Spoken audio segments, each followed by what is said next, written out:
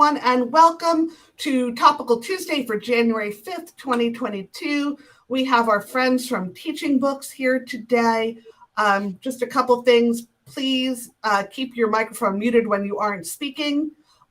Use the Q&A feature. That really helps us keep track of those questions. I will turn that on in just a moment. I am going to stop sharing now and turn it over to our friends from Teaching Books.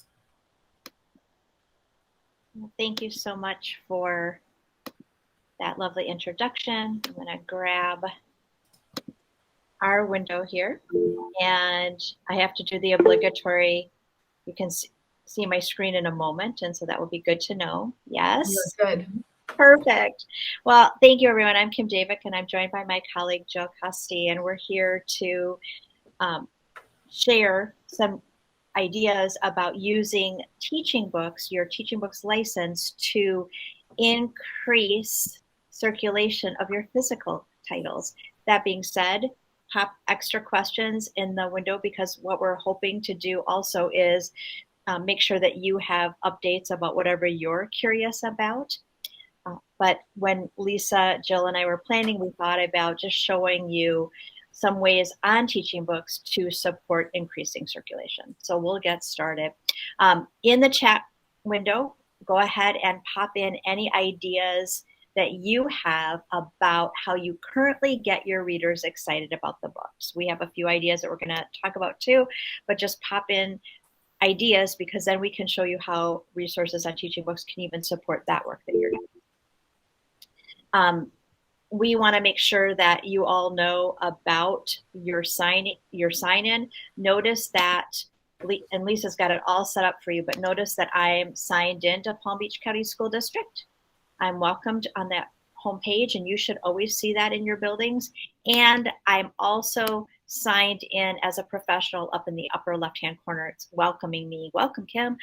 Your students, even when they sign in through Clever, because you're all set up to sign in through Clever, they will be welcome still as Palm Beach County School District, because we do not collect student data, so they'll be signed in anonymously. You'll be signed in as yourself, which will be great because it will help you with creating lists and sharing resources to the full extent, perhaps text complexities, creating lessons, etc. But today, we want to talk about these ways to get readers excited. And so one of the ways that you can do that is by using our sharing tools and using shelf talkers. And so I'm going to just show you a picture of some of those in action, and you'll see that these shelf talkers are created for you, that they can go right on your shelves. And we're going to talk about some of those different opportunities that you have. But the QR code that's available on them allows a reader to scan that QR code with a device that they have that has a camera and get right to a resource. Well, let's take a look. I'm going to pop in back on the site, and I'm going to pop in an award winner. So I'm going to pop in watercress, just won the Caldecott, and you notice I start typing. I have not hit enter, and it shows up on the left-hand side for me. So I'm going to open that up. Shelf talkers are available for resources that talk. And so it sounds like, oh yeah, okay, of course. But if I were to share this whole page, which is 32 resources for watercress, it will not have a shelf talker option. However, if I want to listen to our recording, a Meet the Author recording, where we've gone directly into an author's studio and recorded them speaking about their books, let's listen to just a little bit first. Hello, my name is Andrea Wang, and I'm the author of Watercress. The story is semi-autobiographical. My parents really did make me collect watercress from the side of the road when I was a child, and it was not my favorite activity. When the memory would first pop up here and there at random moments, I would just roll my eyes and be like, this is just something my Chinese immigrant parents made me do. And it became kind of a funny anecdote that I would share with friends or relatives. But it came up so often that I felt that I had to write about it to understand it. And that has always been my process, to write about things that I'm trying to figure out on a personal level, like journaling, but in a deeper way. I'm going to pause. This resource is just under 4 minutes. So pulling right into your already rich literacy instruction, hearing the author directly to connect about writing process, a backstory, any of those ways you can use this resource. And then the sharing on this page, because we were listening, will have a shelf talker option. So if I select that, you'll see both a URL that you can use that is are available, label sheets, and shelf talker is right here. So if I would select that, then I have a why I wrote this book. It can be folded over right on your shelf and it's ready to go. If you have a phone on you and you scan that code, you'll see that you'll be taken directly to that resource. And so those shelf talkers, hearing authors pronounce their name, hearing them talk about why they wrote the book, are great ways to have a reader hear just enough that would intrigue them, right, and get them into a title.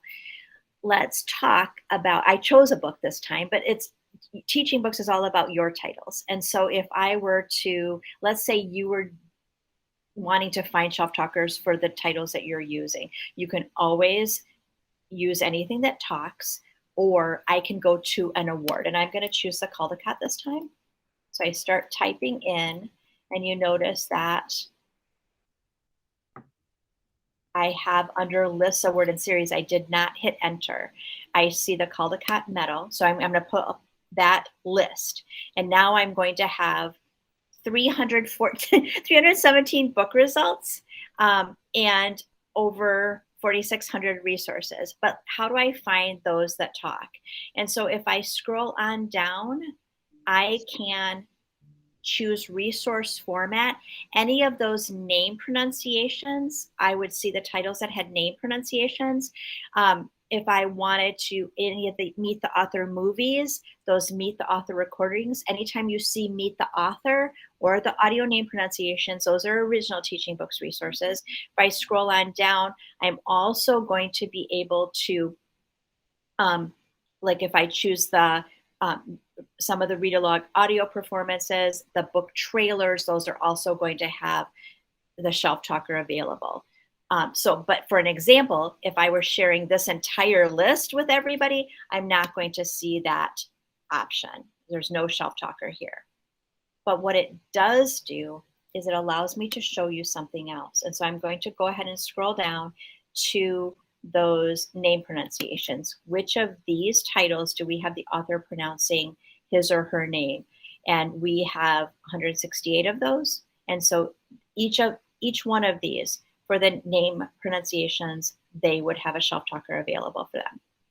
Okay. And Kim, we have a question here from Michelle. Is there a way to find primary authors for an author study?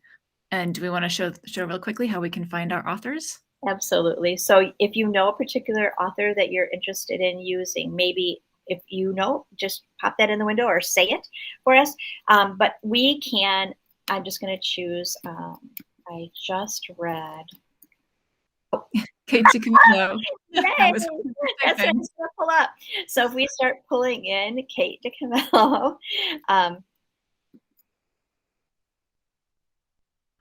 I start typing, and you'll see under authors and illustrators, that author will come up. So I did not hit enter yet.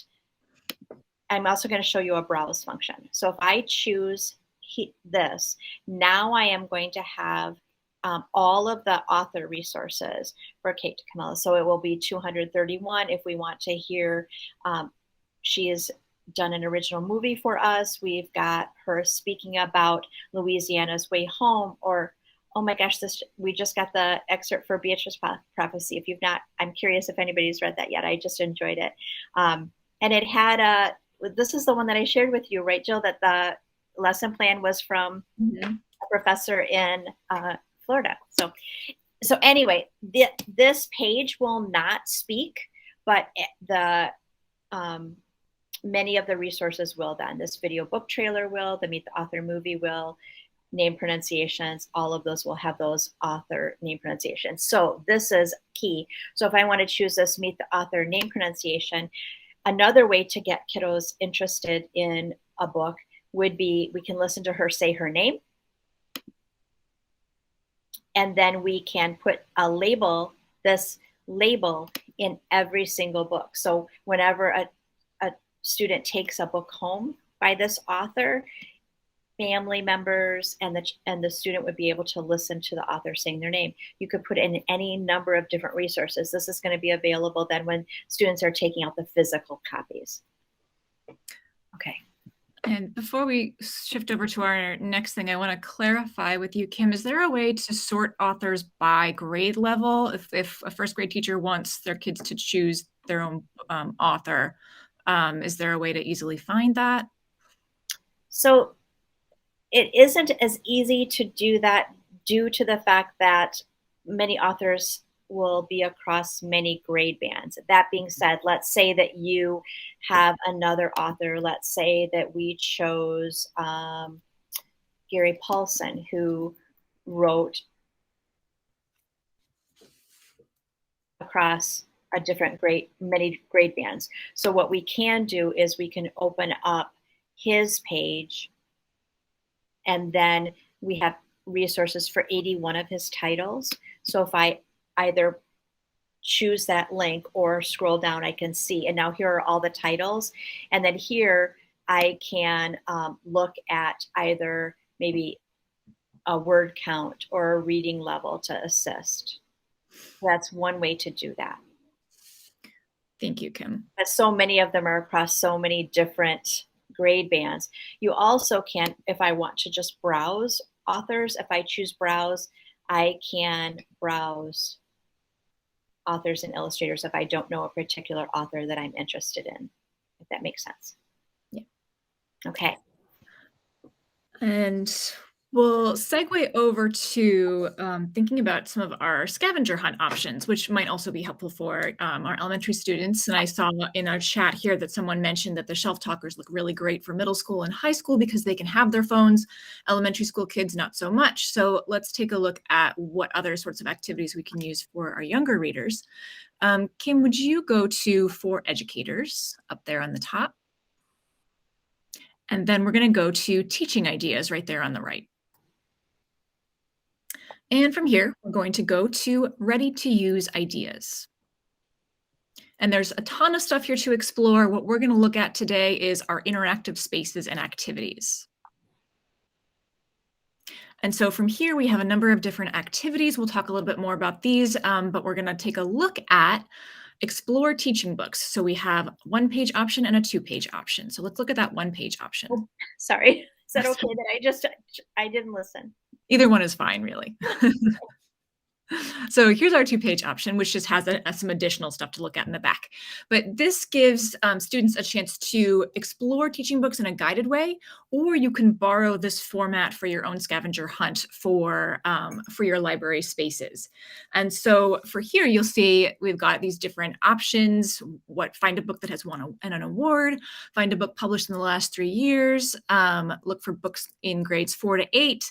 And so if your students had access to a device and could use teaching books, they can find these things. So maybe for your older readers, they can find these things and then go find the physical copy in the library.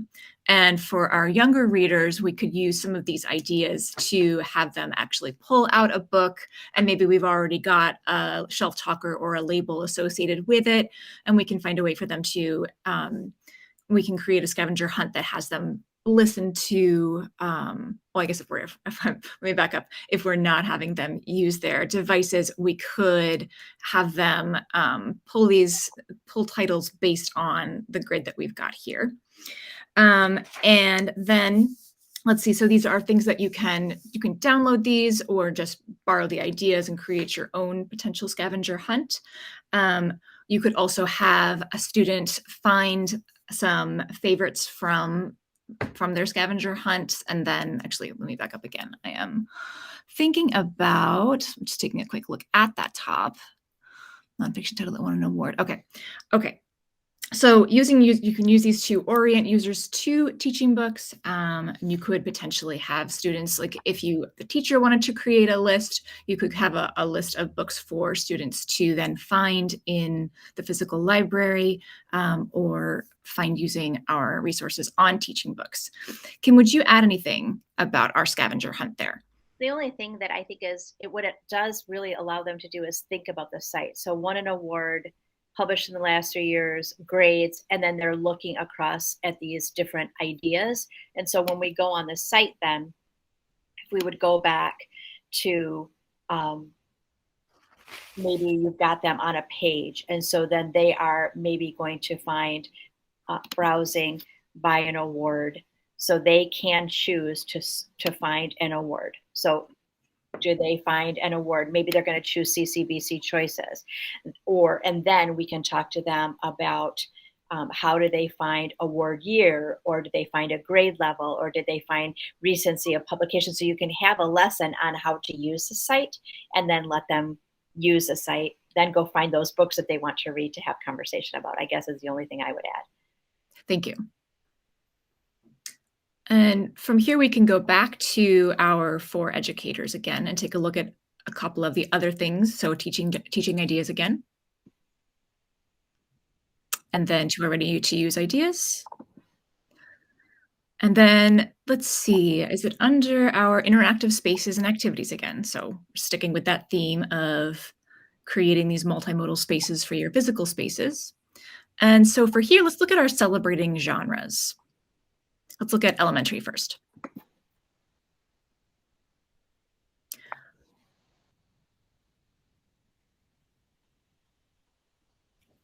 And so for here, we have a whole slide deck of different ways that your readers can engage with these genres using teaching books. And so any of these slides will take them, any of those QR codes will take them to our site. And so these are resources that you can edit or you can use them as is. And you could make a copy of these slides and have students find new books for these genres. And so we say we've got the adventure slide here. We're learning a little bit about the adventure by listening to the author or book trailers or other resources associated here. Now let's go find more adventure books in the library. Or you could have them find a favorite from the slides and then go track that down in the library. Or for your older students, we can have them find a favorite book and then a shelf talker that they would use based on what they've seen in these slides. And then we can, let's see, from our slides, we could even print these out and put them around your library space so that students with devices can then access these and learn more about that text from the QR code and then go find that text. And then we can also show them our insight from authors, which are also more things that we could print out and put around the library. I'm going to go back one screen and choose ready to use again and choose the insight from authors. Yes. And if we go to what's in a name, this connects back to what Kim was talking about with our name pronunciations earlier. We can engage with these authors directly and hear about them, like hear them talk about their names, tell the story of who they are. Students can then think about their own names and the importance of their names, and then they can go find these authors in the library. I wanted to stop just here. So these tell you authors of 1st through 12th grade. So they might be across ranges, whereas some of these others are going to be authors of just a certain level of book. So if we were choosing 4-8 this time or 1-5, we just open that up and here they are. Sorry, Jill. Oh yes, no problem. Thank you. And we can print these out. So if we click on that printable card there, that PDF, then it's sort of a mystery. And so this is scan these and find out what's going on. And then students could use these as part of a scavenger hunt to listen to one of these, then go find that author in the library, or write down that author on the back of their card there and find them in the library and find a book then that they would like to check out with that. Kim, what else should we add about these? I was just going to add, I'm going to go back one level because, so this one, I'm just going to pull up a different one, but what was used and the name pronunciations are located here for you in case you're curious about, where we're sending your kiddos. And so if you want to see that, it's right here. What it made me think about is I'm hearing from, I saw a couple of notes about some are able to have devices and some aren't. And so with some of the copies, especially for like the Bitmoji slides or the things that we've shared, what you could do then is insert a link, and that tell you how to do that within the slides too. So if you wanted to make this copy of your own and insert a link in, you can do that. And then all of a sudden, if you have a whiteboard or something that's an interactive, then they can do that as well, or you can put the links underneath. And it might be something we should consider, Jill. Maybe we want to do that for people too. Mm-hmm. And then Kim, I think you were going to talk a little bit more about some of the Bitmoji options and the widgets.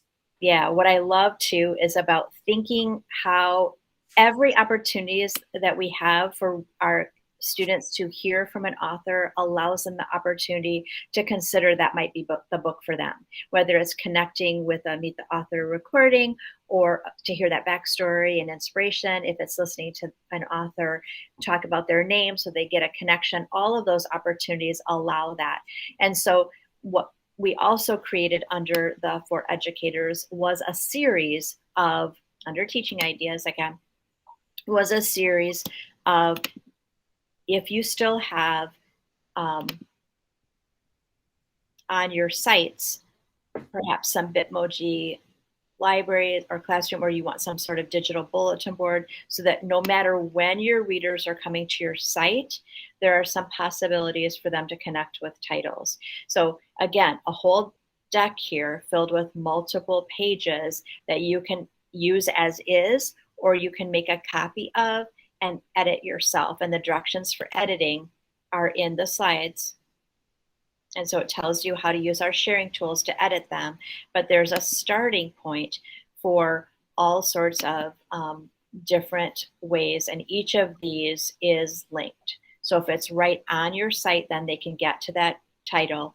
Oh my gosh, I love hearing from that author. I want to check out that book. So just many, I mean, I can't even remember how many pages there are here, but many ideas if you're thinking about a genre or any different ways, but they're all here for you to just make a copy. Okay. All right. And then the other thing that I wanted to share was the widget. So again, anytime you can get a reader to a resource to hear, they perhaps would want to learn more. So under your toggle, anytime you're signed in, you're going to find under your license the direct access buttons and widgets for your web pages. So here are some possible widgets for either your district page, your school page, or your library page. And so here is the code to have Today on Teaching Books right on your site, and it will change for you. So then again, they will be able to get right to these books that change, or to go right to the literary calendar. And so Today on Teaching Books, I'm going to show you what that looks like. And I think Jill's going to answer, and I can show you again too. Today, if you scroll down a bit on our homepage, you'll see what the calendar looks like and what the Today on Teaching Books would look like. So you can go right to Today on Teaching Books and see different titles that would switch, and you would get right to those resources. Hearing from those authors again, seeing our literary calendar would take you, and that's really helpful too, because I didn't know that today was Florence Mill's birthday, but you can look at a day at a time, a week at a time, or a month at a time. And again, you can filter. True confession, I was working here quite a while before I remembered that I could use my filtering tools for grade level, because it might be helpful. High school students would probably love still to know when Eric Carl's birthday was, but I don't know that your littlest ones need to know when certain other birthdays are, but you can just pick and choose what grade band and how fun to know of an author's birthday using on the announcements, etc.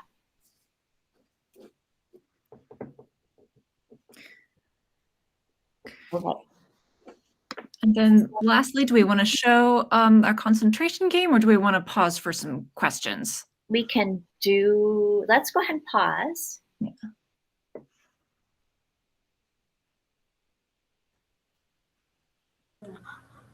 So I have a question. It has to do with the Bitmojis. Hi, everyone. So Lisa had said it was underneath educators. So are we able just to, I have some other virtual libraries, like Bitmoji libraries that colleagues have shared with me. Is it the same thing where I'm copying and pasting a link from there, and then that whole library will open up? Or is there sharing tools? You have a choice. So I'm going to open that back up. If you want to use these as they are, so I'm going to open that up and go to the interactive spaces again. If you want to just make a copy of one of these, or you can send them here, but they're not going to be, probably would be better for you if you wanted to make a copy, and then you could even make it look like yourself, or however you want to do that. So if I go into, let's see, I probably had it open and I probably didn't have to spend the time. Anyway, if you go into File, you can make a copy for yourself and then edit away. But do students then have to ask to share? Because I know when COVID first happened, there was a lot of Bitmoji libraries that I had, and sharing permissions were different. I made copies of all the libraries, but I was getting requests for them to access it. On the Teaching Books platform, if I just copy and paste the link, they're able to see exactly what books you have.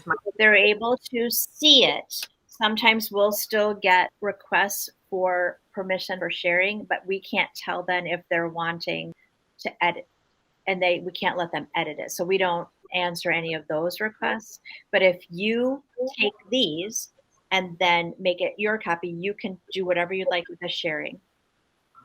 Okay. So, Lacia, you'll want to share it. Anyone with the link can view, and then you should get no requests.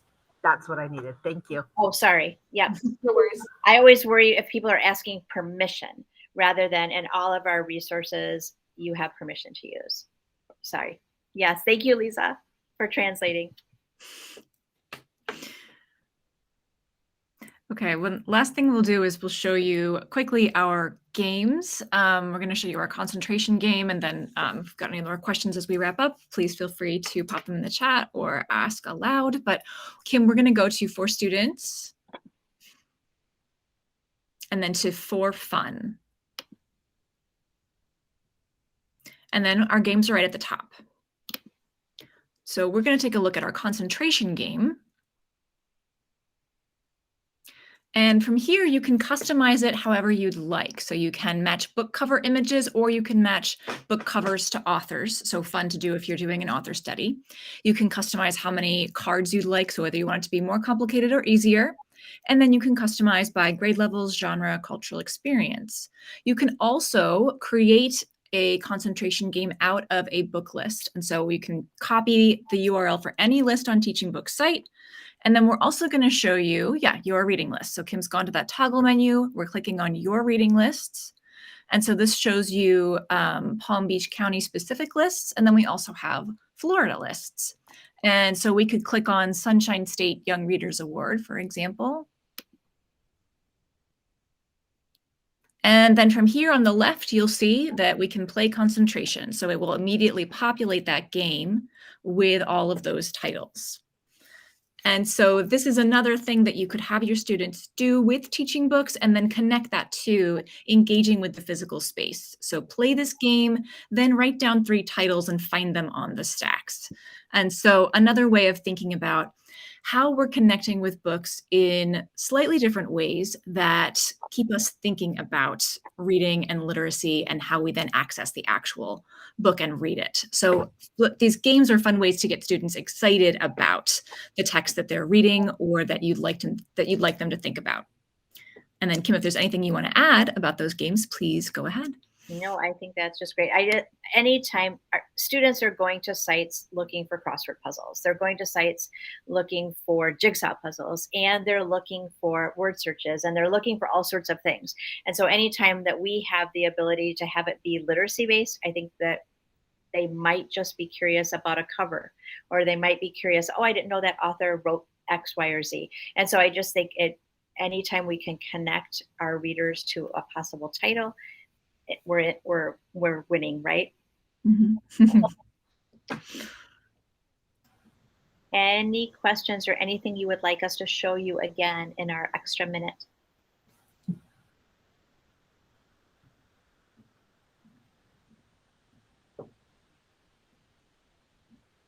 Okay, Well, thank you. Thank you, Lisa, for always inviting us.